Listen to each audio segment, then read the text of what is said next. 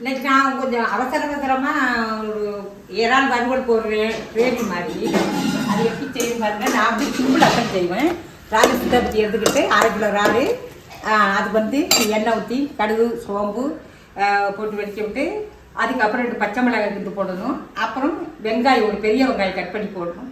அது நல்லா வதக்கிட்டு கருவேப்பிலை போடுங்க. போட்டுட்டு மஞ்சத்தூள், மிளகாத்தூள் தேவையான அளவு, நம்ம எவ்வளவு ப்ரௌன் எவ்வளோ எடுத்துருக்கோமோ அந்த அளவுக்கு தேவையானது. சோம்புத்தூள், ஒரு சிட்டிகை சோம்புத்தூள் போட்டு நல்லா இந்த மாதிரி எண்ணெயில் அந்த இறால் வாடை போக நல்லா வதக்கணும். மஞ்சத்தூள் எல்லாம் போட்டு. இப்போ நான் வந்து இறால் வறுவலுக்கு வந்து நான் எதுவுமே தேங்காயெல்லாம் சேர்க்க மாட்டேன். இப்படி என்ன எடுத்துக்க தெரியுமா? ஒரு 10 பூண்டு பல், 20 பெரிய சின்ன வெங்காயம் வச்சுருக்கு, ஒரு தக்காளி, பெரிய தக்காளி போட்டு அடித்து வச்சுருக்கேன், ஒரு வந்து இஞ்சி, இதெல்லாம் வந்து பேஸ்ட்டாக அடிச்சுக்கணும். இப்போ அதில் போட்டு அதை வதக்குவோம். தக்காளி, பூண்டு ஒரு 10 பல், சின்ன வெங்காயம் ஒரு 10 சின்ன வெங்காயம், ஒரு துண்டு இஞ்சி பாருங்க. இப்போ இந்த மசாலா இதில் போட்டு வதக்கவும் நல்லா மனம் கொடுக்கும் கிரேவி. எல்லாத்தையும் நல்லா ஒரு லெமன் எடுத்துருக்கேன். அந்த விதையை நீக்கிட்டு லெமன் சாஸ் கொஞ்சம் விட்டோம்னா சூப்பராக இருக்கும். கொஞ்சம் புளிச்சு டேஸ்ட்டு இதுவுமா பாருங்க. இந்த லெமனை அதில் புளிச்சு விட்டுருங்க. சின்ன பழமாக இருந்தால் ஒரு பழம் போடலாம், இந்த பெருசாக இருந்தால் ஒரு மூடி போதும். அந்த புளிப்பு டேஸ்ட்டு சூப்பராக இருக்கும் இறால் வறுவலுக்கு.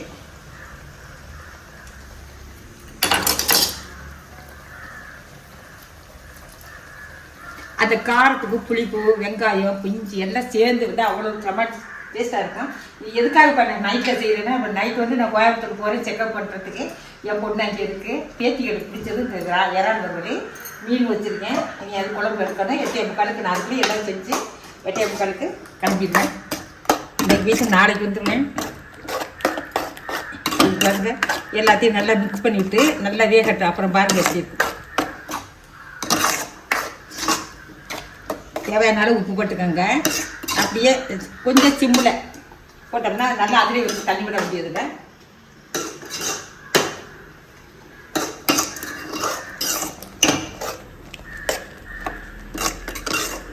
ஒரு ரெடியாக கட்டு காட்டுங்க. எல்லா மீனும் கலந்து வாங்கியிருக்கு. செங்கனி, என்ன கிழங்கன், மாவில் எல்லா மீனும் கலந்து வாங்கியிருக்கேன். அப்படியே குழம்பு வச்சு எடுத்துகிட்டு போகணும். வறுவலில் திங்காதுங்க. மீன் குழம்பு, இறால் கிரேவி. ஒரு கிலோ மீன் எடுத்திருக்கேன். அதுக்கு வந்து தேவையான புளி ஊற வச்சுருக்கு. வெங்காயம் கட் பண்ணியிருக்கேன். தக்காளி எல்லாம் கட் பண்ணி தட்டி சீக்காக குழம்பு வச்சு எடுக்கணும். நான் ஒரு பெரிய சாத்துக்குடி அளவு, அந்த 1.5 கிலோ மீனுக்கு இவ்வளோ புளி, ஒரு உருண்டை புளி சாத்துக்குடி அளவு எடுத்திருக்கேன். புளி தண்ணியை உப்பு போட்டு கரைச்சி வடித்து எடுத்தாச்சு. மிளகாத்தூள், மீன் குழம்பு கொஞ்சம் சுள்ளுன்னு இருக்கணும். இது வந்து கார மிளகாத்தூள் 2 கலந்தது, அதனால கொஞ்சம் கம்மியாக போட்டுக்கும். உரப்பு கம்மியாக இருந்தால் போட்டுக்கலாம். 2 கட்டி மிளகாத்தூள் போட்டிருக்கேன். நம்ம குழம்புக்கு தேவையானாலும் மல்லித்தூள் சேர்த்துக்க வேண்டியவன். குழம்பு கொஞ்சம் கூடுதலாக வேணும், நான் வெளியில் எடுத்துக்க போகிறதுனால. அதனால அதில் 3 ஸ்பூன் போட்டு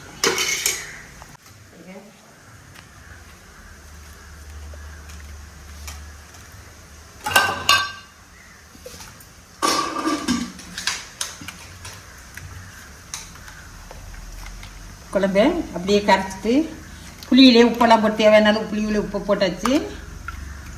மீன் குழம்பு நல்லா கொஞ்சம் புளிப்பு டேஸ்ட் இருந்தால் தான் நல்லாயிருக்கும் மீன் குழம்பு.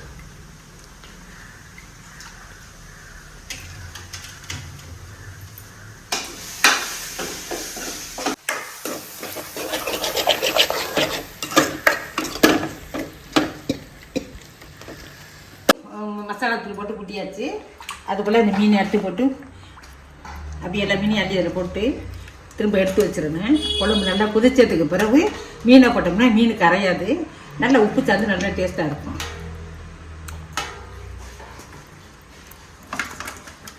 எல்லா மீனையும் ஒரு முக்கு முக்கிட்டு எடுத்து வச்சிருக்கேன்.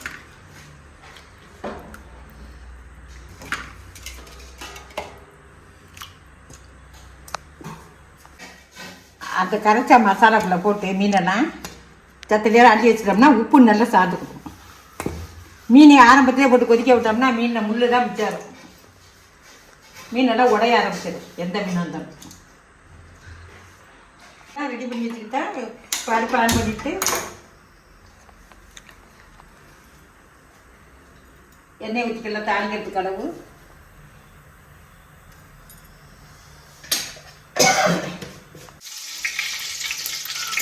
வெந்தயம் சோம்பு போட்டுட்டு எண்ணெய் காய்ச்சிக்கிட்டு வெந்தயம் சோம்பு போட்டுக்கிட்டு அது கொஞ்சம் பொரியட்டுங்க. அப்படிதான் குழம்பு நினைக்கும்.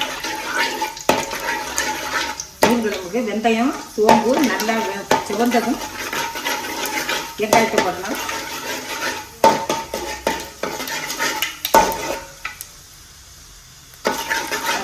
மாதிரி ஏன் தட்டி வைக்கிறாரு வேகமாக கறிகிறோம். ஆனால் பிடிக்க கிண்டி விடணும்.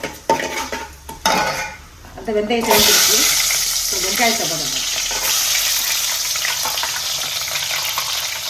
நம்ம அது பூண்டு பக்கம் போட்டுக்குவோம்.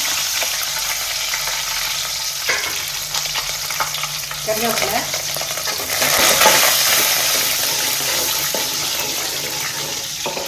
போட்டு கருவேப்பிலை போட்டு நல்லா வதக்கணும். கொஞ்சம் வெங்காயம் வதக்கணும்.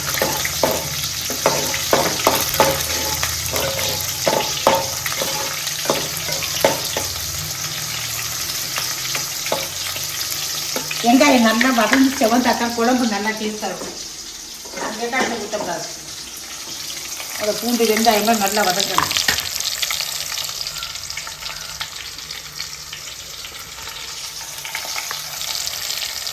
மிளகாய் போட்டுக்கலாம். பாருங்க 2 மிளகாய் போட்டோம்னா அது டேஸ்ட்டாக இருக்கும் குழம்புக்கு.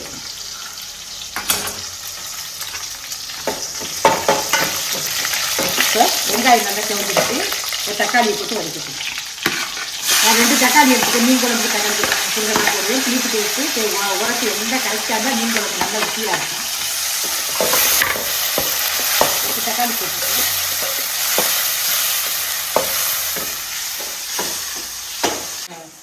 அளவு தக்காளி நல்லா வதங்கி வெங்காயம் தக்காளி விட்டுக்குள்ள எல்லாம் வதங்கிடுச்சு. இது வந்து கரைச்சி வச்சுருக்க மசாலாவை ஊற்றிடலாம். கொதிக்கிறது கொஞ்சம் தண்ணி ஆச்சோம்னா அது சிரிங்கி கொஞ்சம் கட்டியாக வந்து குழம்பு.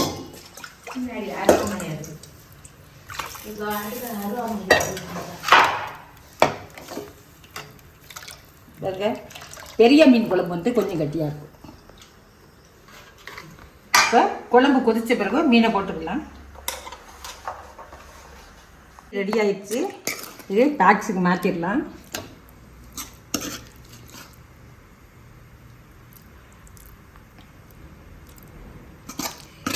இது வந்து இட்லி சப்பாத்தி சாதத்தில் போட்டு பிணைச்சு செம்ம டேஸ்ட்டாக இருக்கும்.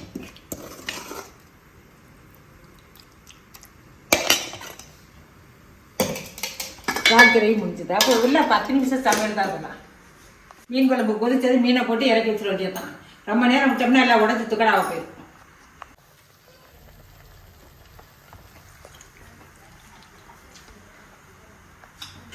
தக்காளி வெங்காயம் மசாலா எல்லாம் சேர்த்து நல்லா கொதிச்சிருச்சு குழம்பு.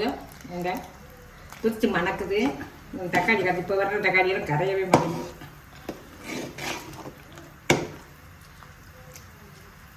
இப்போ கொஞ்சம் உப்பு டேஸ்ட் பார்த்துக்கலாம்.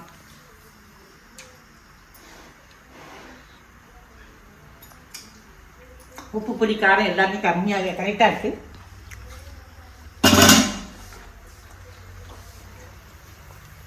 இது ஒரு பீஸாக எடுத்துக்குள்ள விட்டுருங்க.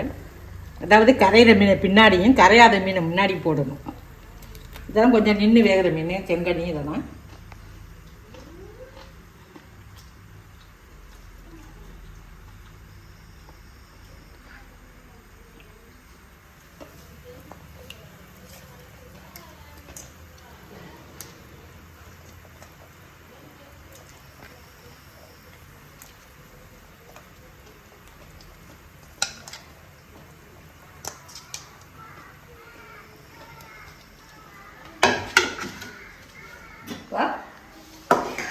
கரையாத மீனெல்லாம் முன்னாடி கொடுத்துருக்கேன். இப்போ இந்த கிழங்க மீன் வந்து போட்டோன்னு இறக்கணும், உடஞ்சிடும். இந்த மீன் கொஞ்சம் வெந்ததும் அதை தூக்கி போட்டு இறக்கிடும். அங்கே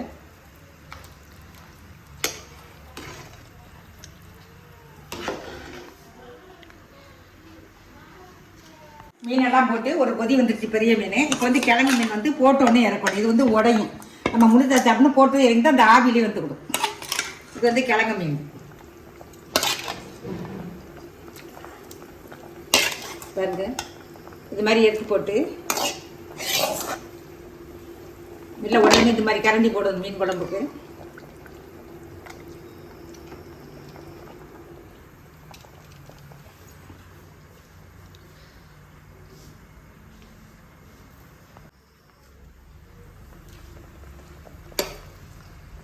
பாருங்க டேஸ்ட் பார்க்கலாம்.